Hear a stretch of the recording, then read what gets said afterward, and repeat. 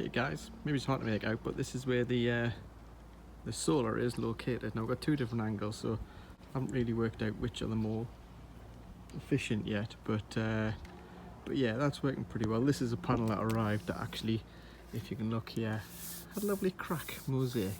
So I've actually covered that some waterproof material, and that's done a pretty good job. It's stopped any water ingressing and anything happening to that. But I've got 6 100-watt panels in total.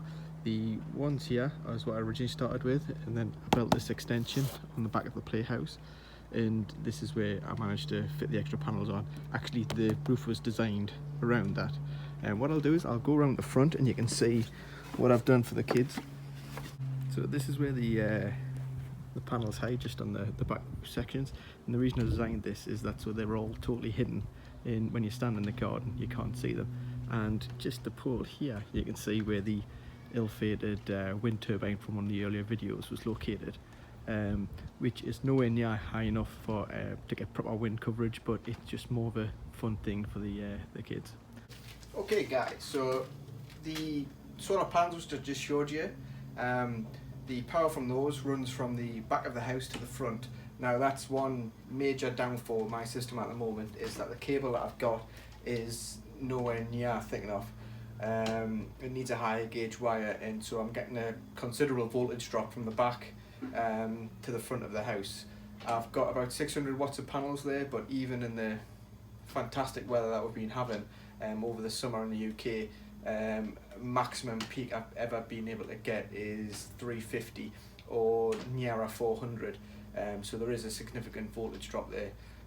Unfortunately at the moment it's just not worth investing in the money to get a higher gauge cable for that length. What I'm more likely to do is purchase some solar panels to put on the garage roof in much shorter cable run, get a higher gauge cable as well, and that'll be much more cost effective to do. So yeah, so those cables come in at the top left here, and then they feed into the EP of a charge controller,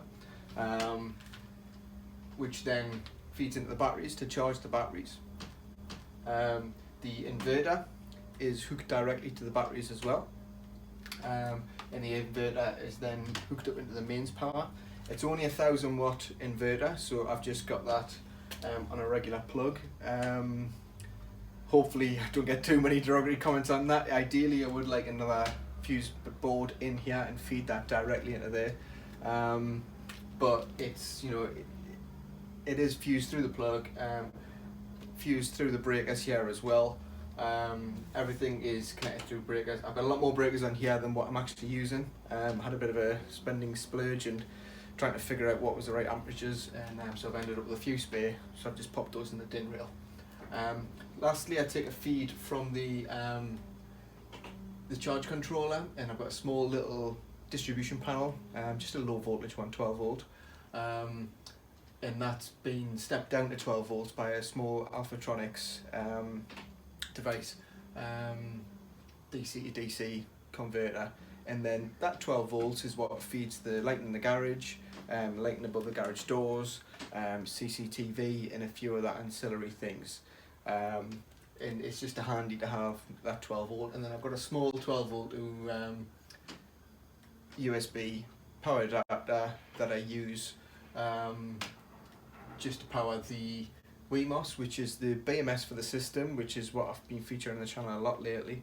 And it's great to report that that's just working great now, pretty stable, and it's nice just that not having to mess around, tinker with it or anything like that.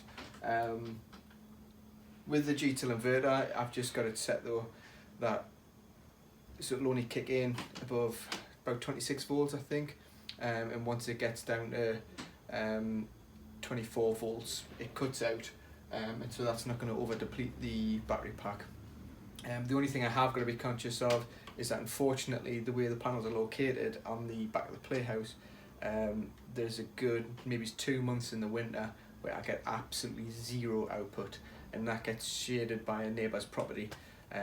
The only solution to that would be if I had the Playhouse closer to the house, or the panels freestand on the lawn, and neither of those are really suitable or really going to happen. So I kind of just put up and just have it as a summer kind of exercise.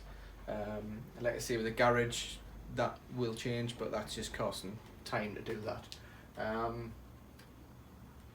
The only other one last thing is the little RS485 to Wi-Fi adapter that I use, which hooks into the charge controller, which then hooks into Grafana. So there you go, guys, just a small overview. Nothing too much in depth, it's fairly standard, you know, the 600 watt solar, the EP-Ever 30 amp charge controller, which is more than enough for the panels I'm running. The GTIL 1000 watt grid tie limited inverter, and then the battery pack, which is roughly 4.5 to 5 kilowatt. Usable of that, probably a couple of kilowatt, if I'm being honest. But it's working pretty well now, balancing up the BMS, and I'm getting a lot of good usable power, especially this summer. Plan to expand the usage maybe with more garden lights and all these kind of things, where if you're not bothered about the electricity you're using, it's great. So it shall be lit up like a Christmas tree. So hope it's been helpful, guys. If you want any more details, just please let us know. Please feel free to like, subscribe, and thanks.